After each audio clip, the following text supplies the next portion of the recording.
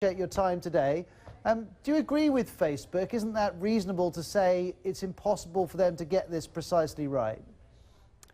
Well, I think they certainly do have a rather serious kettle of fish to deal with, although Facebook's statement sort of takes out of the picture the fact that they thrive on this user-generated content which they solicit and which underpins the entire economy of their platform. So what would you have them do to moderate better? Well, I think the Guardian leak and its series of articles around this is one move in the right direction, and that's into the direction of transparency. I think it's certainly true that Facebook is going to have to contend with all types of content from all over the world for the foreseeable future. But the issue here is not whether or not it should have to contend with it, but how it does. And that's the thing that it's been reluctant to discuss with the public. It's actually down to these sorts of leaks where the public can actually see what the policies are that govern what, in essence, are editorial practices within Facebook. But why does Facebook have an obligation to share that? It's a company, it's a platform, but it's not a public service.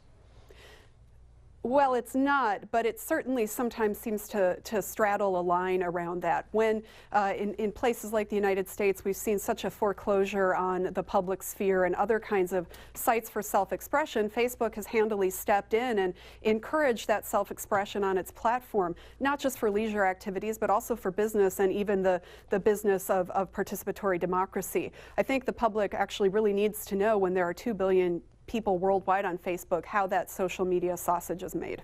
And did you agree with Facebook's point that different countries and different societies have different expectations of what is acceptable? Would you think that Facebook has to produce a number of different guidelines per region or per society? Indeed they do, and we're seeing evidence of that in various court rulings within the EU and in places like Germany and Austria. But that speaks to the sort of tangible and visible policies available to the public. The truth is that Facebook makes all kinds of other deals with various governments and regimes around the world in order to be in those marketplaces. And all of those decisions and deals are opaque. You're right that Facebook is a private company, but I think its power is quite outsized, and unless the public actually can gauge what practices Facebook engages in itself, I don't think the public can make an informed decision about whether or not it wants to participate. Just one last question. We've heard a lot from Mark Zuckerberg since the US election about how he wants to be a force for good and he wants his company to be a force for good. Have these leaks helped convince you they're at least trying? Well, I'm certain that Facebook is made up of many well-meaning people. That's really not in doubt. But Facebook as a company is a global concern with immense power, and it's got immense power to influence and even determine the political will in some places. And I think it must acknowledge that power to be really taken seriously at this point. Sarah Roberts, thank you very much for your time. We appreciate it. Please come back on again. That's Sarah Roberts from UCLA.